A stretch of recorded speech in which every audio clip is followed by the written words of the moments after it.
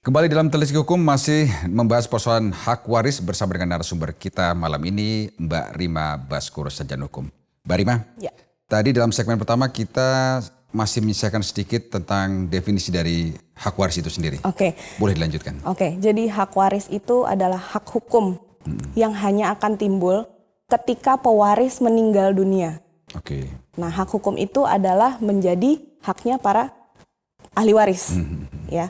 Dan kembali lagi, yang boleh diwariskan itu hanyalah barang-barang dan hutang milik si pewaris. Jadi kalau dirangkum jadi satu kesatuan, hak waris itu adalah hak hukum dari pewaris kepada penerima waris atau ahli waris terkait barang-barang dan harta benda ataupun hutangnya, dan hanya bisa terjadi setelah pewaris meninggal dunia. Iya, gitu. Nah, menariknya begini, ada beberapa kasus yang pernah kami baca dan kami temukan, di mana si pewaris, taruhlah pihak laki-laki, si suami pewaris ini meninggalkan istri dan beberapa anak.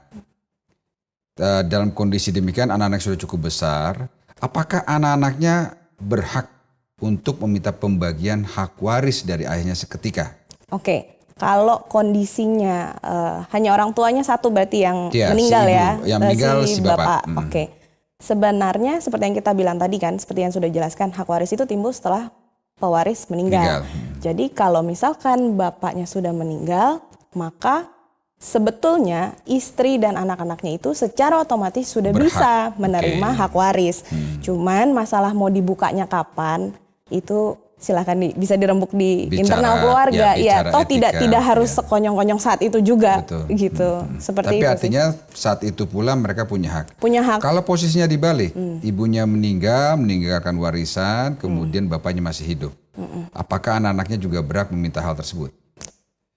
Kalau kondisi kita bicara kondisinya tidak ada perjanjian pisah harta ya, ini perkawinan pada umumnya saja ya, tidak ada pisah harta. Hal itu pun sama Mas, sebenarnya sama Bang, si anak-anak dan suami berhak untuk menerima warisan dari istri, hanya bagiannya aja beda pasti kan gitu, karena sebenarnya kan antara suami istri ini kan pada saat perkawinan tanpa adanya perjanjian pisah harta, mereka harta bersama ini dibagi dua gitu. Jadi yang dibagi ya nanti punya ibunya aja, setengah kan berarti, setengah ini ke suaminya, setengah juga ke anak-anaknya dibagi. Nah, soal perhitungan itu yang akan menjadi banyak masalah ya, karena bisa jadi sang anak tidak terima dengan perhitungan sang bapak atau sebaliknya. Iya, itu satu hal yang lagi menarik, Mbak Rima, dalam konteks demikian, pada saat salah satu pasangan meninggal kemudian meninggalkan harta warisan, ada beberapa pendapat yang menyatakan bahwa bila yang meninggal yang sang istri, taruhlah sang istri, dan sang istri masih memiliki saudara, maka saudara kandungnya itu masih berhak atas harta waris yang ditinggalkan oleh sang istri atau ibu yang meninggal ini, walaupun jumlahnya tentu saja berbeda dengan hak yang dimiliki oleh anak atau oleh sang suami. Itu gimana tuh? Memang kalau bicara masalah waris di sini suka tiba-tiba semua merasa berhak ya, Bang Ogi. Betul. Ya nggak salah sih, namanya orang merasa kan boleh kan. Cuman kan kembali lagi di sini kan ada sumber hukum yang seharusnya jadi pegangan untuk kita semua lah dalam melakukan tindak tanduk apapun termasuk hak waris ini. Kalau berdasarkan hukum perdata, kalau misalkan yang meninggal adalah ibu, tetap golongan satu dulu yang harus terpenuhi, dalam artian suaminya dan anak kandungnya. Maka golongan dua atau saudara kandungnya si istri tidak punya hak untuk menuntut atau meminta bagian. Seperti itu. Begitupun dalam kompilasi hukum Islam, selama anak-anaknya dan suaminya masih ada, ya itu menjadi milik mereka. Gitu. Tidak bisa sekonyong-konyong semua orang mengakui itu harusnya ada bagian saya meskipun tidak full, tidak seperti itu. Tapi tadi ada satu elemen lagi yang Anda sebutkan tadi, Mbak Rima, di awal. Ada 3 sumber hukum kan, perdata, kompilasi ikram, dan hukum adat. Iya. Apakah bisa seseorang gagal di perdata kemudian memakai kompilasi ikram, kompilasi Islam dia gagal, dia pakai persoalan hukum dengan hukum adat? Itu pernah ditemukan kayak gitu tuh? Sepengalaman saya sih sebagai advokat, kalau ada sengketa tentang kepemilikan waris, itu pertama pasti saya mengarahkan untuk duduk dulu deh, duduk bareng-bareng. Ini mau dibagi pakai hukum apa? Karena kadang yang sering kita temui, yang kakak adik, misalnya anak pertama kedua maunya pakai hukum perdata, anak ketiga, anak keempat maunya pakai hukum Islam. Nggak ketemu nih Bang, karena perhitungannya sendiri sudah beda. Betul. Iya kan? Biasanya kita mengarahkan duduk dulu bareng-bareng, kita tentukan mau pakai hukum waris yang mana gitu. Kalaupun sampai ini akhirnya masuk ke pengadilan, pihak kakak pertama dan kedua ngotot pakai hukum perdata gitu kan. Ternyata di perdata kalah, baru dia mau oke deh pakai hukum Islam gitu. Saya sih tidak menutup kemungkinan itu terjadi, karena setiap orang kan pasti punya strategi sendiri untuk memenangkan perkaranya ya Bang. Betul, ya kan. Cuman itu kembali lagi ke majelis hakim yang memutus perkara ini gitu. Dan saya sih percaya majelis hakim itu harus bijaksana ya, karena masalah hak waris ini bukan cuman hitungan uang yang dipertaruhkan, tapi persaudaraan. Iya, persaudaraan dan kekeluarga dan keutuhan keluarga. Nah, gitu. Sebuah kasus waris sudah diputuskan misalkan di tingkat pengadilan negeri gitu ya. Itu untuk kemungkinan banding, kemudian lagi dia melakukan kasasi itu terbuka ya? Terbuka, karena belum tentu para pihak puas dengan putusan yang diberikan majelis hakim. Apalagi kalau pengadilan kan nature-nya memang ada yang menang ada yang kalah. Kecuali di tengah perkara itu mereka mau berdamai. Ya, meskipun proses mediasi sudah lewat, tapi kan kalau belum ada putusan yang berkekuatan hukum tetap, semua masih bisa bernegosiasi gitu. Untuk nanti kalau sampai ada settlement atau ada penyelesaian, nanti akan dibuatkan semacam perjanjian perdamaian. Nanti itu yang akan jadi bentuk putusan, akte vandading kita sebutnya gitu. Tapi yang Mbak Rima temukan sendiri di lapangan, apakah di pengadilan tingkat pertama itu biasanya lebih banyak selesai atau memang malah lebih berlarut-larut seperti itu? Ada yang apabila kaitannya misalkan menggunakan hukum perdata, kayak gitu. Nah kebetulan memang beberapa kasus kami menggunakannya dasarnya hukum perdata. Ada yang bisa selesai meskipun kadang berkembang nih Bang, dari yang awalnya cuma perkara gugatan waris, nanti tiba-tiba ada laporan pidananya, ada lagi gugatan pembatalan pengampuan. Nah itu perkembangan yang kita tidak bisa kontrol kan. Tapi dari banyaknya kasus itu kadang mereka akhirnya duduk bareng, mereka sepakat udah buat apa kakak adik ini berantem. Apalagi yang dipermasalahkan cuma sekian persen, yang kasarnya kalau sepersekian persen ini tidak dipermasalahkan, mereka juga masih tetap bisa hidup kok.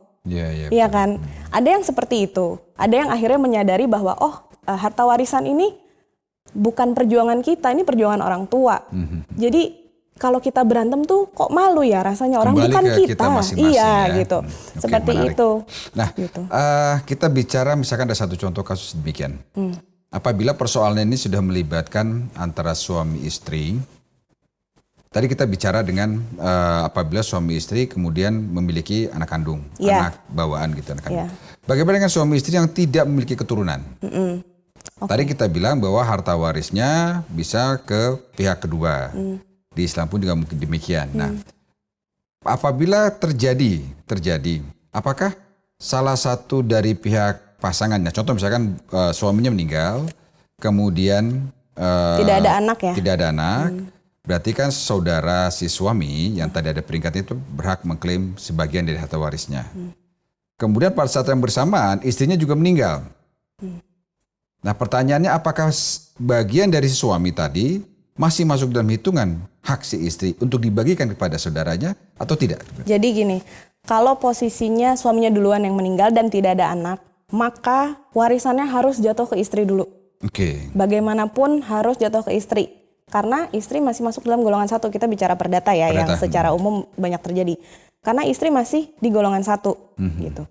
Nah, meskipun istri meninggal dalam selang waktu 5 menit saja Mas setelah suami, maka seluruh hak waris suami yang sudah jatuh ke tangan istri ini, kemudian istri meninggal, maka harus dilihat si istri ini golongan selanjutnya siapa. Berarti kan karena dia suami sudah tidak ada, anak sudah tidak ada, maka harta warisan yang ada di istri ini akan beralih ke golongan 2 si istri, yaitu orang tuanya istri dan saudara kandungnya si istri. Berarti dari pihak suami tidak bisa mengklaim? Tidak bisa gitu. Mungkin kalau untuk mengklaim atau mengajukan gugatan, saya yakin di Indonesia semua warga diberikan hak yang sama ya Mas untuk untuk mengajukan gugatan gitu. Tapi kembali lagi ada dasar hukum yang kita tidak bisa kesampingkan. Yang mana dasar hukum dan fakta hukum termasuk bukti ini nanti akan jadi pertimbangan bagi majelis hakim untuk memutus perkara ini mau seperti apa.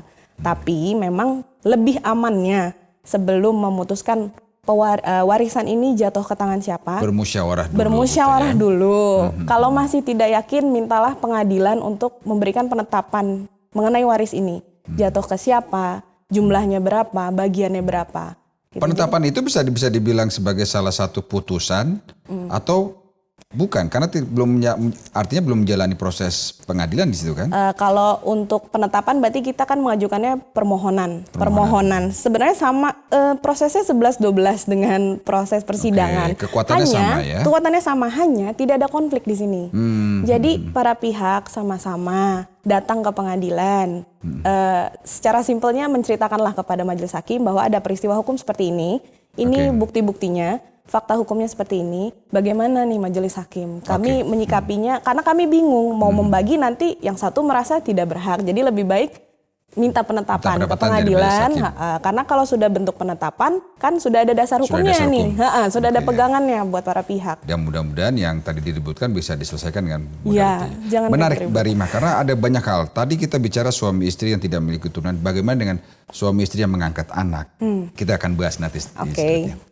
Dan pemirsa Televisi Hukum masih akan segera kembali dengan pembahasan lebih lanjut tentang hak waris ini, masih bersama dengan Mbak Rima Baskoro. Kami segera kembali.